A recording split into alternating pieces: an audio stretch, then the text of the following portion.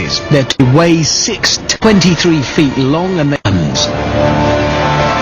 One engine produces 58,000 pounds of thrust, and this has got 4 of them. But 58,000 pounds of thrust, that's kind of meaningless. How do you get your head round that sort of power? Our plan is to drive a car behind the 747 when the engines are at full power. The question is, how far can the engines blow the car off course? It's not as easy as you might think. It's too dangerous to drive them under here, behind the engines. They have to be well clear. In fact, they have to be way back here, past the tail, and then a bit more. That's a good 50 yards behind the engines. The first car we'll be subjecting to a good stiff breeze is this Ford Mondeo. Modern, aerodynamic, good at coping with motorway crosswinds. Right, here we go. The pilot is easing up the throttle, building up the power.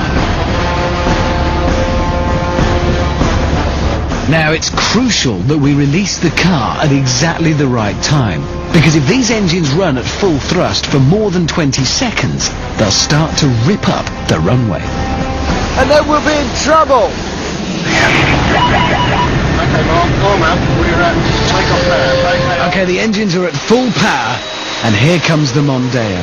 Now, can they blow this 1.5-ton car off course from 50 yards away? 3, 2, whoa, blimey, there it goes!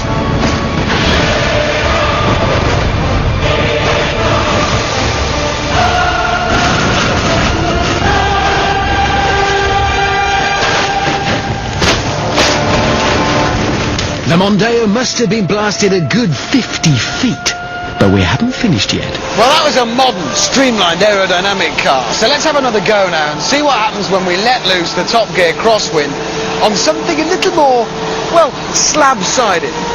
A Citroen 2CV. Big engine, lightweight hippie car. This should be fun. Okay, here we go again. The engines are up to 58,000 pounds of thrust. The car is released. And 3, 2, whoa, crikey! Yes, the 2CV really doesn't like crosswind.